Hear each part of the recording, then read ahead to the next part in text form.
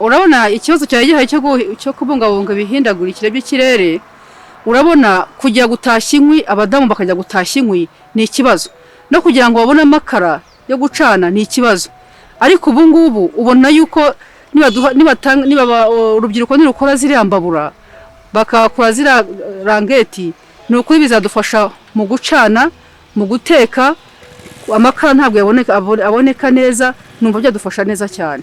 Twiteze yuko abadamu n'urubyiruko bazabasha gutera imbere mu myumvire, cyane cyane igendanye no kubungabunga ibidukikije.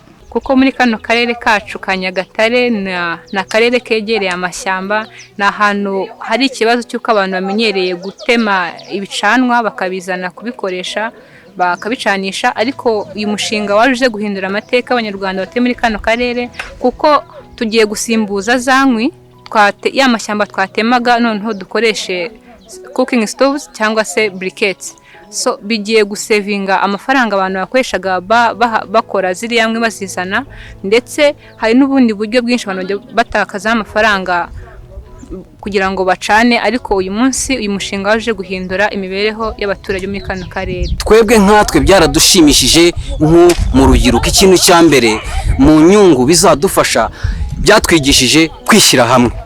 Twamaze kubona yuko iyo abantu bishyize hamwe nta kintu bananirwa gukora kandi barishyize hamwe. Twize ibintu byinshi cyangwa se hamwe bize ibintu byinshi bitandukanye, harimo batazi gukora imbabura, ariko bitewe nuko uyu mushinga uje ugiye kutwigisha ibintu byinshi, tugiye kungurukiramo ubumenyi bwinshi. Twatangiye no kubyiga, twakoze amahugurwa. Ayo mahugurwa agenda twigisha uburyo dukora izo briquettes n'izo mbabura, bizatwungura ubumenyi buhagije.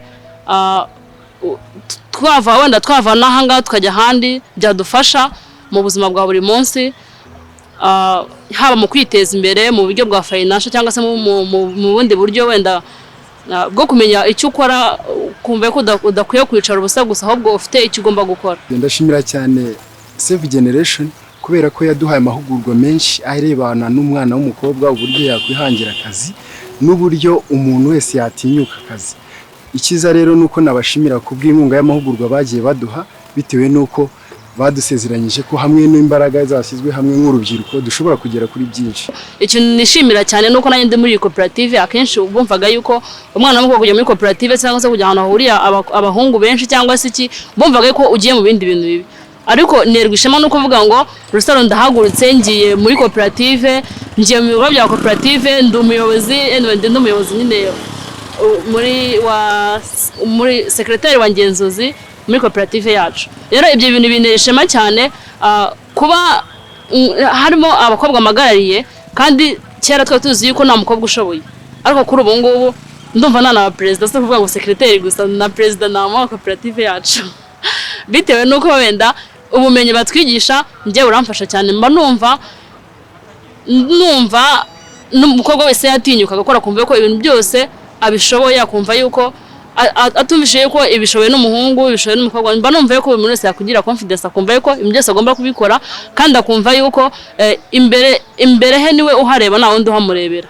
Agira ngo nshimire Save Generation Organization nk'umuryango wadutekerejeho akaza gutera inkunga koperative yacu. Nongera gushimira cyane Fonerwa yateye inkunga umuryango wa Save Generation Organization. Shimira n'akarere kacu, hano hari amakoperative menshi, ariko twabaye bamwe mu bo batoranije.